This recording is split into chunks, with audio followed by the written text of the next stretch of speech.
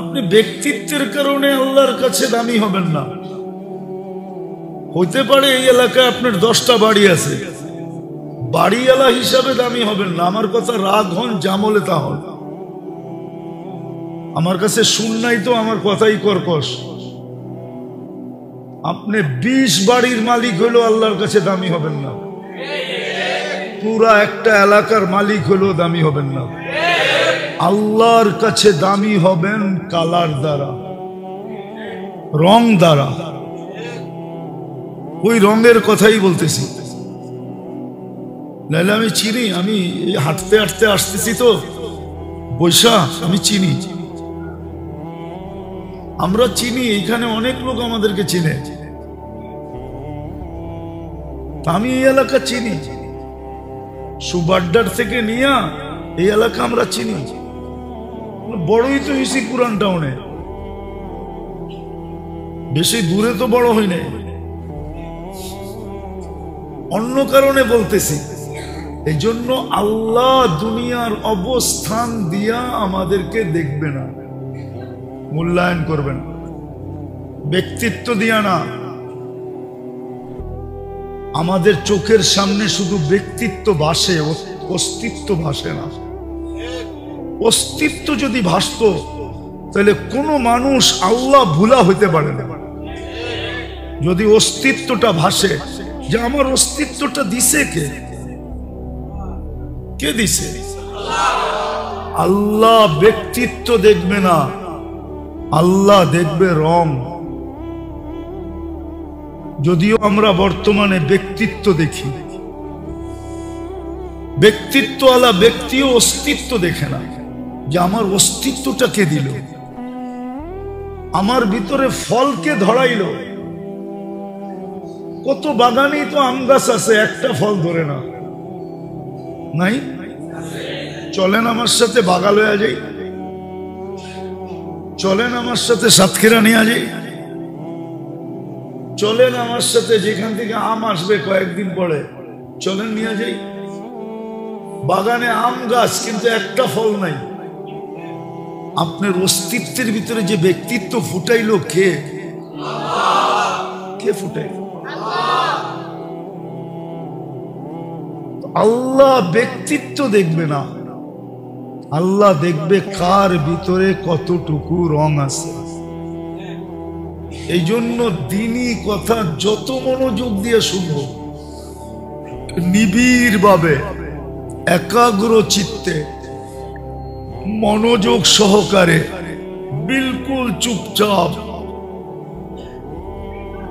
মুখাপেক্ষী মনে করা যে আমি এই প্রত্যেকটা কথার মোহতাজ, তখন আমার ভিতরে রং ছড়াবে। তখন দেখা যাবে ভিক্ষুক কিতাবের কথা সত্য, যুবক ওর গালে থাপ্পড় বসায় দিছে, ভিক্ষুক কিচ্ছু বলে নাই, কোনো প্রতিবাদ প্রতিরোধ না, শুধু উপরের দিকে তাকায় ঠোঁট হেলায় দিছে। কি বলছে যুবকও জানে না, কিন্তু হ্যাঁ মনীষীরা লেখছেন ভিক্ষুক শুধু উপরের দিকে তাকায় বলছে, লা তারা কাল ওয়ুন, তোমাকে তো চোখে দেখা যায় না, তারা কুল্লা শাই, তুমি সব দেখো, আমার সাথে কি ঘটলো এটা দেখলা না, এটা কেন দেখলা না, এটা কেন দেখো না? বলতে দেরি, যুবক মরতে দেরি হয় না। দুনিয়া জিজ্ঞাসা করছে কি ঘটা গেল, এটা হাসি দিয়া বলতেছে কিছু ঘটে নাই, প্রেমের খেলা ঘটছে। বলছে এখানে আবার প্রেম আসলো কোত্থেকা? বলে ওর প্রেমিকার গায়ে আমার পায়ের কাদা লাগছে, ও সইতে পারে না। বৃদ্ধ গালে যৌবনী শক্তি দিয়া থাপ্পড় বসায় দিছে। আমাকেও একজন ভালোবাসে, উনিও সইতে পারে নাই, উনি জান নিয়ে নিছে। জানটা কার দেওয়া? উনি ওনারটা নিয়ে নিছে, প্রেমের খেলা হয়ে গেছে। সত্য এটাই। আস্তে আস্তে ভিতরে রং চড়বে। আজকে মুসলমান বটে আমরা, কিন্তু ইসলামের রং আমাদের ভিতরে নাই। ইসলামের রং যদি থাকতো তাহলে মুসলমান এরকম হতো না। মুসলমান তো এরকম হতো না, মুসলমান এরকম হতো না। আর মুসলমানের সাথে আল্লাহর বর্তমানের ব্যবহারও এরকম হতো না। মুসলিম ইতিহাস তালায় দেখেন, মুসলিম ইতিহাস তালাশ করে দেখেন যে মুসলমানদের সাথে আল্লাহর ব্যবহার কিরকম ছিল, পুরুষের সাথে কিরকম, নারীর সাথে কিরকম, বাচ্চার সাথে কিরকম ছিল আল্লাহর ব্যবহার। তাহলে আজকে যে আল্লাহর ব্যবহার আমাদের সাথে, আমাদের কলিজা শুকায় গেছে দোয়া করতে করতে, কিন্তু কোনো দোয়াই মনে হয় মাথার উপরে ওঠে না। এরকম ব্যবহার তো মুসলমানদের সাথে আল্লাহর ছিল না। কিন্তু আল্লাহকে যদি জিজ্ঞাসা করি, আপনি চোখ ফিরায় নিলেন তো নিলেন কেন? তা আল্লাহ তো আমাকে বলে যে তোমরাও তো ওয়াফাদার না, তোমরা যদি ওয়াফাদার হইতা তাহলে আমিও তো বেওয়াফা হইতাম না। বেওয়াফা বোঝেন? আমিও তো বেওয়াফা হইতাম না, তোমরাও তো ওয়াফাদার না। তোমাদেরকে তো মুসলমানের ঘরে অস্তিত্ব দিলাম, কিন্তু ইসলামের কতটুকু রং তোমাদের ভিতরে আছে দেখাও। যুবকের কাছে কতটুকু রং আছে, বৃদ্ধের কাছে কতটুকু রং আছে, নারীর কাছে কতটুকু রং আছে, পুরুষের কাছে কতটুকু রং আছে। বলেন ইসলামের রং কতটুকু আছে? কতটুকু আছে রং? কতটুকু আপনার ভিতরে ইসলামের রং আছে? কতটুকু আপনি আর আমি আল্লাহর হুকুম মানি? বলেন, বুক কাট্টা করি, কান নুন খাই 24 ঘন্টা। আপনার কামানো নুন। হাসপাতালে যায় দেখেন কতজনে বিছনায় পড়ে আছে, কাতরাইতেছে, আর আপনি ডেলি বান্ডেলকে বান্ডেল গুনতেছেন, ঠিক না? ইচ্ছা করলে তো আপনাকেও ফালাইয়া দিতে পারতো, ঠিক না? কোন কোর্টে যেয়ে কেস করতেন যে ও বান্ডেল গনে কেন, আমি হাসপাতালে পড়ে আছি কেন? ও তো গয়না খালি বক্স ভরতেছে আর আপনি ডেলি দিয়া দিয়া খালি করতেছেন। কেস করেন না? যে পারলে পারবেন তো না কেস করতে? পারবেন? হ্যাঁ, তাহলে নুন কার খাই ডেলি?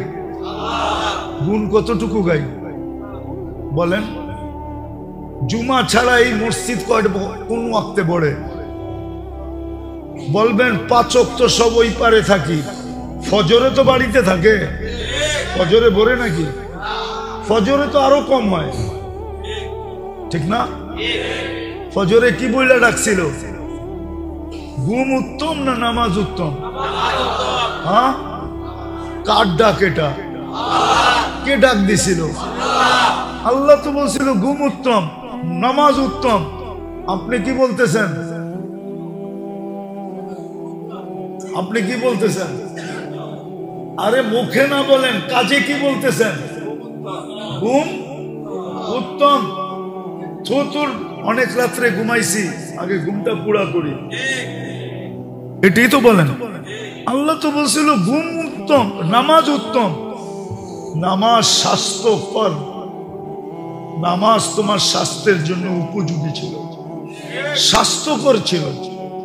শুধু শুধু তো মনীষীরা বলে নাই সুবা কি হাওয়া লাখো রুপিয়া কি দাওয়া, সকালের বাতাস লক্ষ টাকার ওষুধের চেয়ে দামি। সকালের নামাজ, আপনি তো জানেন না সকালের নামাজে কি রাখা আছে? সকালে তো বলে ডাকতেছিল আল্লাহ। কে ডাকতেছিল?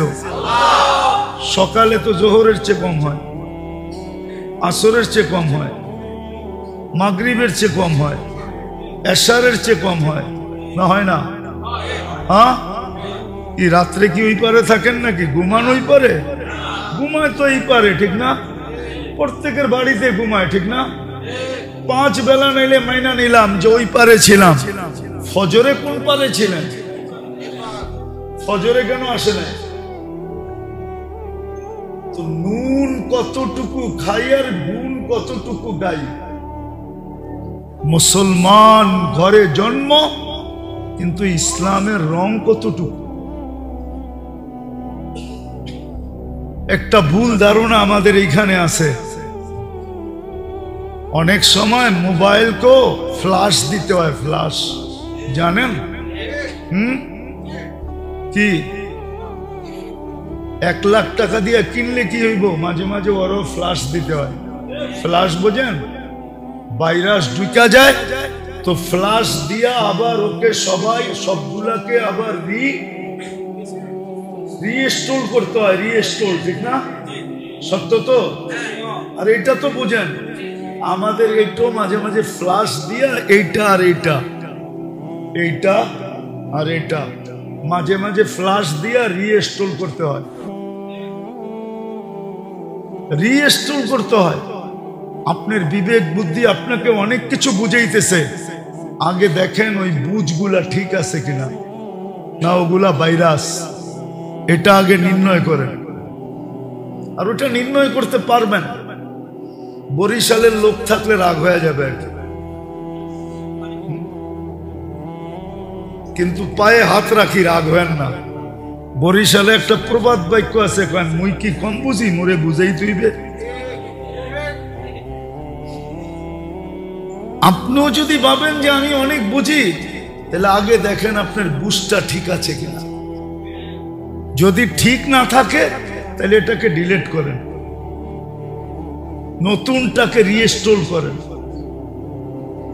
তাইলে ভিতরে রং থাকবে। আজকে যেরকম রং নাই, আর রব্বে কাবার কসম লম্বা করার সুযোগও আমার হাতে নাই। এই জন্য বলতেছি আল্লাহর কসম, আল্লাহ রং দেখবে, ব্যক্তিত্ব দেখবে না, সোসাইটি দেখবে না। নাইলে দুনিয়াতে আপনার আমার চেয়ে বড় উঁচা উঁচা বংশের লোক আসছিল। আপনার আমি কত বড় বংশওয়ালা। এখন তো মানুষ বংশ পরিচয় দেখেই না। ছোটবেলা দেখছি বিয়ে শাদীতে আগে জিজ্ঞাসা করতো কোন বংশ, কোন বংশ। বংশের সাথে বংশের মিল খাইলে তাইলে বিয়ে শাদী কথা আগে চলতো। আর যখন বংশের সাথে মিল খাইতো না তো প্রথমে আউট করে দিত, না ভাই আমাদের বংশের সাথে মিলবে না, ঠিক না? এখন তো বংশ দেখে না, এখন তো খালি পাত্তি দেখে, ঠিক না? এখন আর বংশ দেখে না, এখন দেখে খালি কি, বুঝেন তো এটা? আগে প্রবাদ বাক্য ছিল জাতের মেয়ে কালো ভালো, এখন প্রবাদ বাক্য হলো টাকাল আর মেয়ে ল্যাংরা হইলেও ভালো।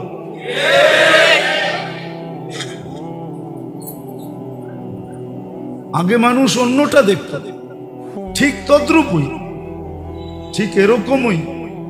আল্লাহ যদি বংশ দেখতেন তাহলে বড় বড় বংশওয়ালা দুনিয়াতে আসছে, না আসে নাই? কুরাইশি কি আপনার থেকে ছোট, না আমার থেকে ছোট? দুনিয়ার কোন বংশের থেকে ছোট কুরাইশ? জিবরিল আলাইহিস সালাম বলছে কাল্লাবতুল কাবাইলা কুল্লামা ওয়াজাদতু আশরাফা মিন কুরাইশ। দুনিয়ায় কুরাইশের চেয়ে উত্তম কোন বংশ আল্লাহ তৈরি করেন নাই। যদি সোসাইটি দেখতেন যে গুলশান, বনানী, বাড়িধারা, ধানমন্ডি, প্যারিস আর নিউ ইয়র্ক আর লন্ডন আর সন্ডন, যদি আল্লাহ দেখতেন মক্কার চেয়ে উত্তম কোন জমিন আল্লাহ তৈরি করেন নাই। যদি আল্লাহ ব্যক্তিত্ব দেখতেন, আপনার ব্যক্তিত্ব কি আর? দুনিয়ায় বড় বড় ব্যক্তিত্ব, আল্লাহ ব্যক্তিত্ব ছিল, চিনেন? ইতিহাসের পাতায় কয়জনকে আপনি চিনেন? রাগ হয় না কিন্তু, ইতিহাসের পাতায় বড় বড় ব্যক্তিত্ব ছিল। ইতিহাসের সিস্টেমই হলো আমরা ছোটবেলা যেই কবিতা পড়ছি এখন একটাও নাই, আছে নাকি? ওগুলা সব বাদ দিয়ে এমন কবিতা আইছে, কবিতা পড়লো ওইটার জন্য আবার একটা কবিতা পড়তে হয়, যে এটা আবার কবিতা নাকি? না ছন্দের মিল, না নাইলের মিল, না কথার মিল, কোনো মিলশীল নাই। ছোটবেলা তো একটা মিল ছিল, ঠিক না? বাঘ বাকুম পায়রা হইলো একটা মিল ছিল, ঠিক না? পিপিলিকা হইলো একটা মিল ছিল, পিপিলিকা পিপিলিকা, দল বল ছাড়ি একা, মিল ছিল, ঠিক না? এখনকার কবিতার কোনো আগাও নাই, মাথাও নাই। আমরা ছোটবেলা যেগুলা ইতিহাসে পড়ছি, যে নামগুলা এখন ইতিহাস টুকাইলে একটার নামও পাওয়া যায় না। অথচ বাংলা কত সন?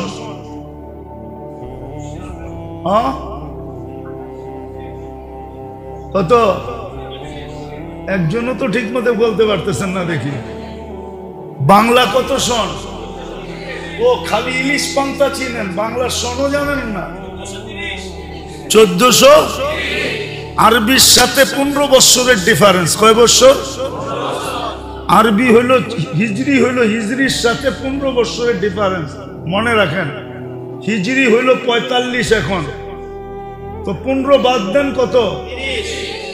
বাংলা নাম জিগাইলেও তো কইতে পারবেন না। কি দারাক না যুবক? আমি জিজ্ঞাসা করি ওরে 12 মাসের নাম কোক। ওটো মাদ্রাসায় পড়ছে মনে হয়, এই জন্য পারে। আর কয়জন পারবে? 1 হাত 2 হাত উঠছে। ঠিক মতে তো বাংলা 12 মাসের নাম কইতে পারে না, খালি পান্থা ইলিশ চিনে, আর কিচ্ছু চিনে না। যাক, এটা আমার আলোচ্য বিষয় না। তো 1430 বৎসর হলো বাংলার, ঠিক না? হ্যাঁ, থাকলে তো 1430 বৎসরের সবার নাম থাকা উচিত ছিল বাংলা ইতিহাসে। কিন্তু বাংলা ইতিহাসে এখন কয়জনের নাম আছে? কয়জন? আমি ছোটবেলা যেগুলো পড়ছি একটার নামও নাই। মাঝে মাঝে পড়ি, তো এমন না যে পড়ি না, কিন্তু বলি না আর কি। আজকে বইলা ফেললাম। 1430 বৎসরে বাংলার যা আসছে এই পর্যন্ত রত্ন, সবটির নামই তো থাকা উচিত ছিল, ঠিক না? হ্যাঁ, তাইলে না বুঝতাম আমি বাঙালি, ঠিক না? সব মুছে গেল। এটা আমার আলোচ্য বিষয় না, আমি বুঝানোর জন্য বলতেছি। আপনার কত বড় ব্যক্তিত্ব, ইতিহাসের পাতা খোঁজা দেখেন কত বড় বড় ব্যক্তিত্ব ছিল। কবি তো শুধু শুধু লেখে নাই, আজল নে না ছোড়া কিসরা না দারা, उसी से सिकंदर सा फाते भी देहारा, हर एक लेके क्या क्या हसस सुधारा, परा रह गया यही ठाट सारा। শুধু ঐতিহ্য আছে, ঐতিহ্যওয়ালা একজনও নাই। ব্যক্তিত্বওয়ালা একজন ব্যক্তিও নাই, শুধু এদের কিছু ঐতিহ্য আছে। বিক্রমপুরওয়ালাদেরকে মুন্সিগঞ্জ বললে চেতা যায়। আসেননি কেউ মুন্সিগঞ্জের? মুন্সিগঞ্জ কইলে চেতা যায়। কামগো বাড়ি মিয়া বিক্রমপুর, ঠিক না? হ্যাঁ, জিলা মুন্সিগঞ্জ বললে চেতা যায়, বিলকুল বিলা বিলা খায়া যায়। কামাগো বাড়ি বিক্রমপুর, ওনাদের বাড়ি যে বিক্রমপুর হইলো কার নামে? রাজা বীর বিক্রমের নামে। নামের ঐতিহ্যটা আছে, রাজা বীর বিক্রম তো নাই, বীর বিক্রম তো নাই না, আছে শুধু ঐতিহ্যটা আছে, নামের ঐতিহ্য আছে। রাজা বীর বিক্রম তো পুরা মুন্সিগঞ্জের রাজাও ছিল না, ও তো শুধু শ্রীনগর আর লৌহজঙ্গের রাজা ছিল। আমরা কি ওর বাড়ি চিনি না? হ্যাঁ, বালাসুরই তো ওর বাড়ি। আমি তো সব চিনি। তো 2 থানার রাজা ছিল। ঐতিহ্য থাইকা যাবে, ব্যক্তিত্ব থাকবে না, মাটিতে মিশা যাবে। এই জন্যই কথা যেটা বলতেছিলাম, আল্লাহ রং দেখবে, রং। আপনি মুসলমান এটা দেখবে না, দেখবে ইসলামের রং আছে কি। আর মুসলমানের ঘরে আপনি নিজের ইচ্ছায় নির্বাচিত না, চয়েস অব আল্লাহ। আল্লাহ আপনাকে চয়েস করছে, আল্লাহ আমাকে চয়েস করছে।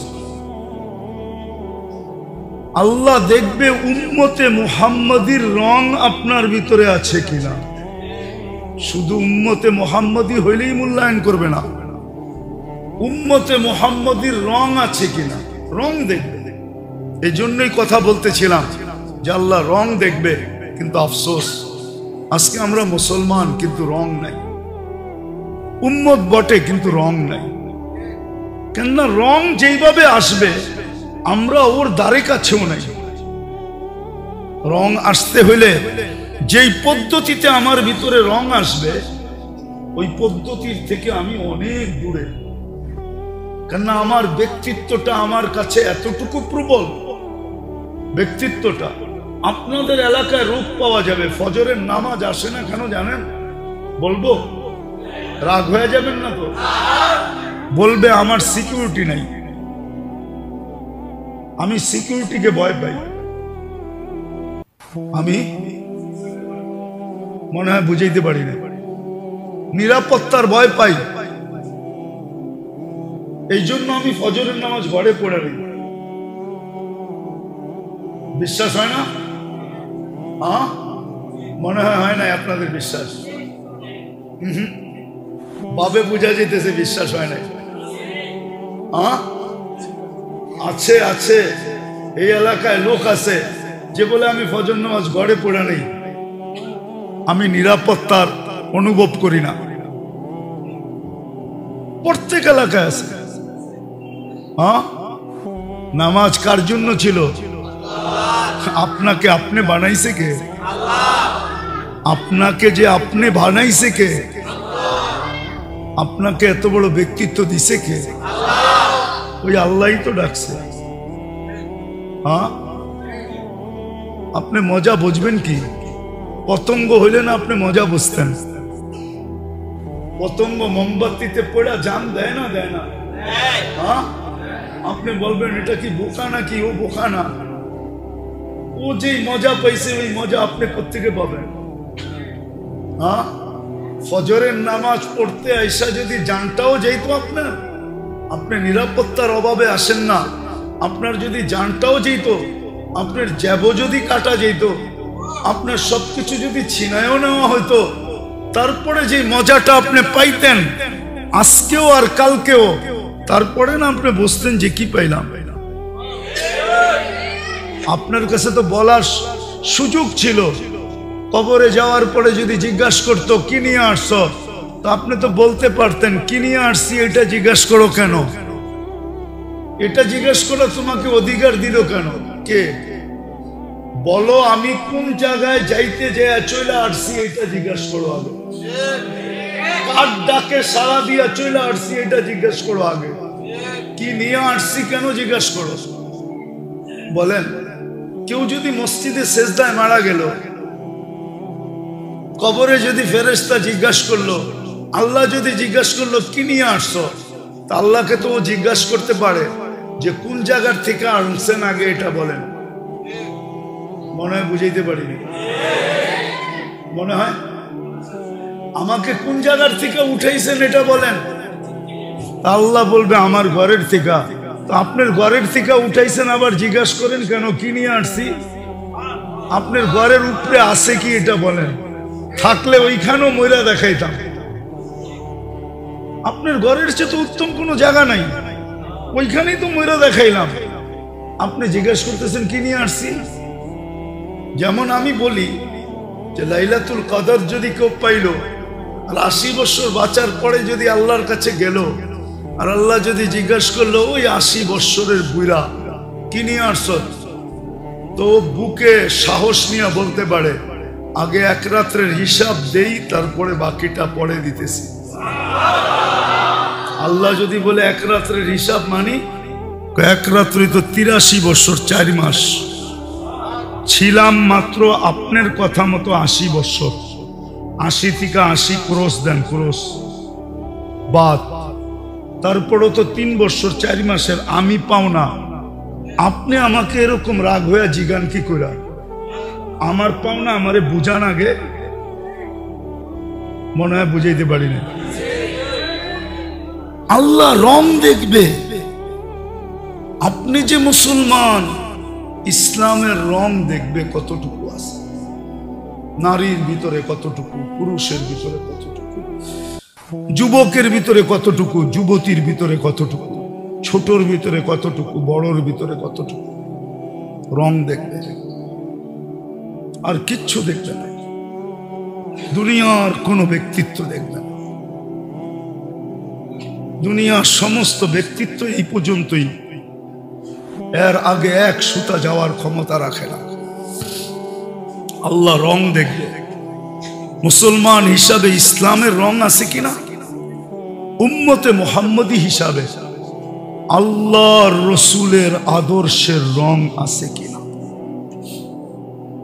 চলে যেতে হবে সবাই, থাকার সুযোগ এখানে নেই। অস্তিত্ব আল্লাহ দিছে, 24 ঘন্টা পালন লালন পালন আল্লাহ করে, 24 ঘন্টা সুরক্ষিত আল্লাহ করে। যদি বিশ্বাস না হয়, টাকা পয়সা খরচ করে 2-4টা টিম এই এলাকায় নিয়ে আসেন, ইউরোপ থেকে, আমেরিকা থেকে, অস্ট্রেলিয়ার থেকে, মেশিন টেশিন সহ নিয়ে আইসা ওদেরকে দিয়ে চেক করান যে বলো আমাদের এলাকায় আমরা বসবাস যোগ্য কি যোগ্য না। তোরা চেক করে বলবে 30 বছর আগে ঢাকা শহরকে বলে দিছে এটা বসবাস যোগ্য না। এখনো ডেলি বলতেছে ঢাকা শহরটা সবচেয়ে বেশি দূষণযুক্ত। কি দূষণযুক্ত বোঝেন? সবচেয়ে বেশি দূষিত। কিন্তু তার সত্ত্বেও আমরা বেঁচে আছি। আজ পর্যন্ত দুনিয়া অক্সিজেনে কোনো দূষণ পায় না। পরিবেশে দূষণ আছে, কিন্তু ওই ইসলামপুরে দাঁড়াই আপনি অক্সিজেন নিতেছেন। ইদানিং যাই গেছেন ইসলামপুর? হ্যাঁ, কবে গেছেন? প্রতিদিনই যান। 4টা 6টা 12টা করে রাস্তা দিয়ে অবস্থা করে রাখছে।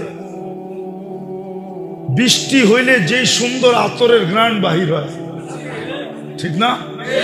আপনার অক্সিজেন যদি দূষিত হইতো তাহলে আপনি 12 ঘন্টা ইসলামপুরে থাকার পরে বাড়িতে ফিরে আসতেন কেমনে? আপনার তো ওইখানেই মরে যাওয়ার কথা। কে অক্সিজেন পিওর রাখছে? আল্লাহ বলে তোর পরিবেশ দূষণ যুক্ত হতে পারে, কিন্তু আমার অক্সিজেনে কাউকে হাত লাগাইতে দিব। পরিবেশ তোদের কাজ, বন্দার অক্সিজেন পিওর দেওয়া এটা আমার কাজ।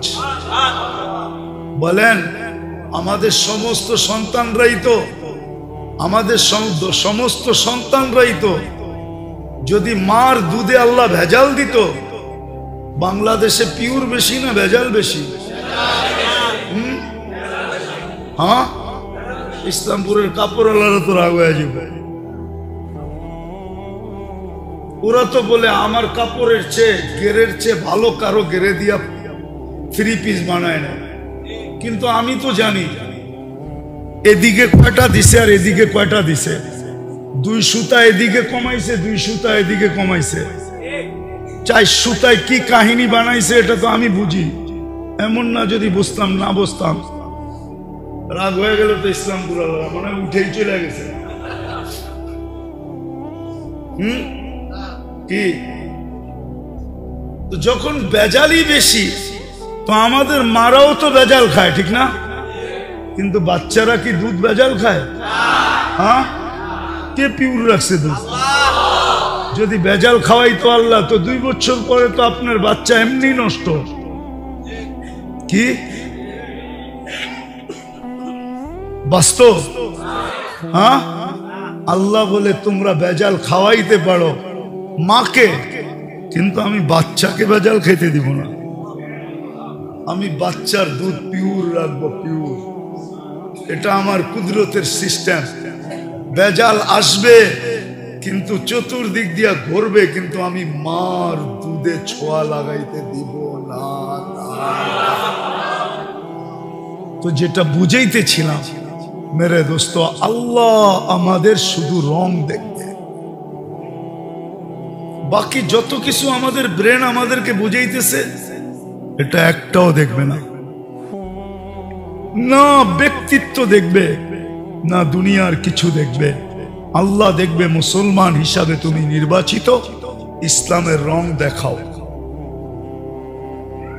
রং তোমার কাছে আছে, আমরা তোমার ব্যক্তিত্ব দেখব না।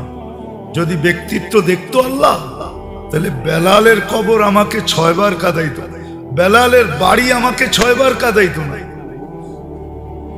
আমি বেলাল রাদিয়াল্লাহু তাআলা আনহুর বাড়ি 6 বার দেখছি। আপনারা চিনবেন না, ওলামারা চিনবে। ওই সমস্ত জায়গা আমাকে কোনোদিন কাঁদাইতো না। আপনারা উন্দুলুস চিনেন না? আবু আব্দুল্লাহ উন্দুলুসিকে।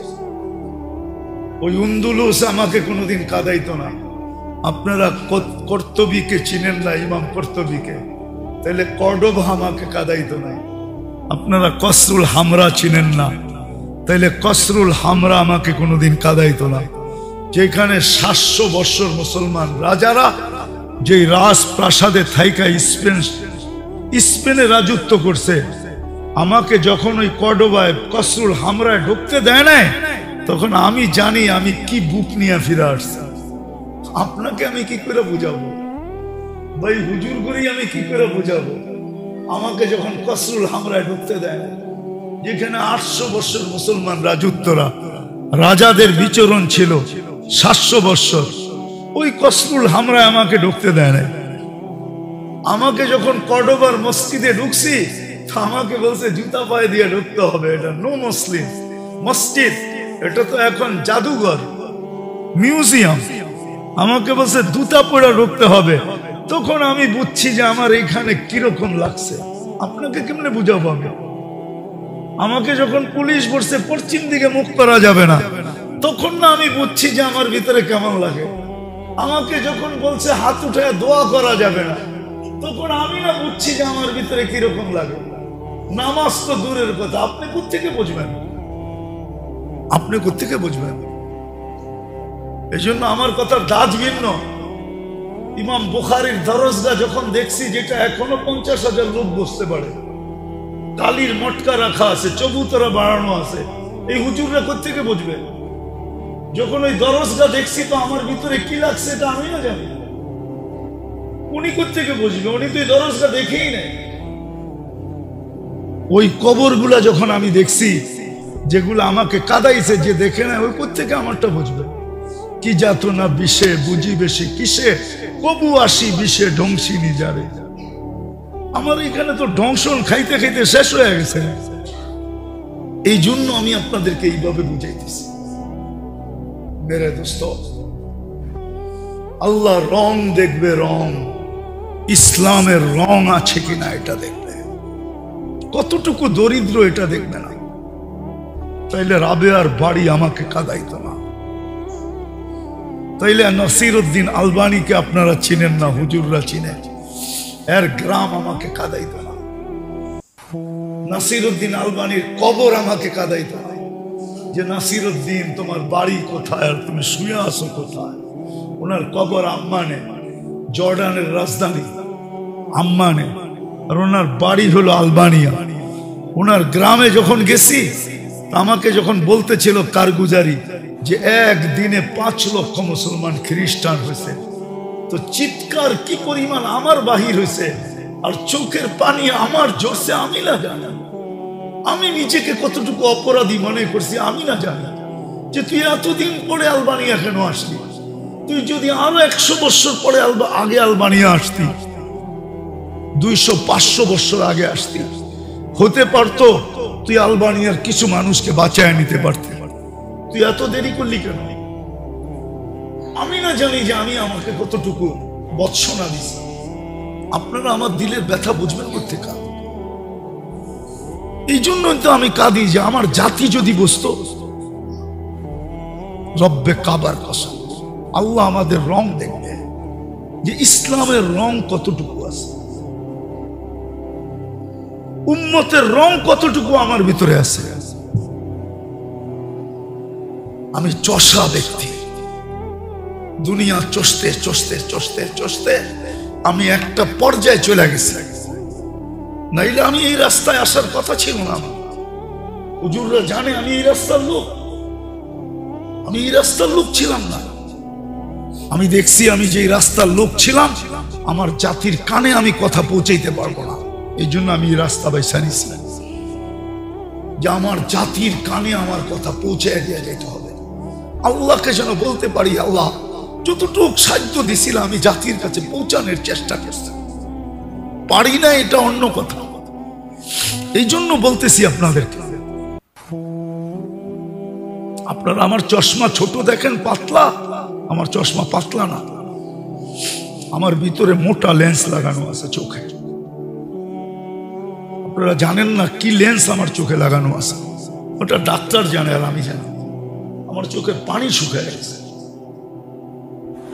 আমি দুনিয়া ঘুরা কম কাঁদি না। আমি যুবকদের পায়ে ধরে বুঝাইতেছি, শুধু এমনি না, বলক যুবকরা ওদের পায়ে হাত রাখা বুঝাই। আমি ওদেরকে, আমি আপনাদেরকে পায়ে হাত রেখে শুধু শুধু বুঝাইতেছি না।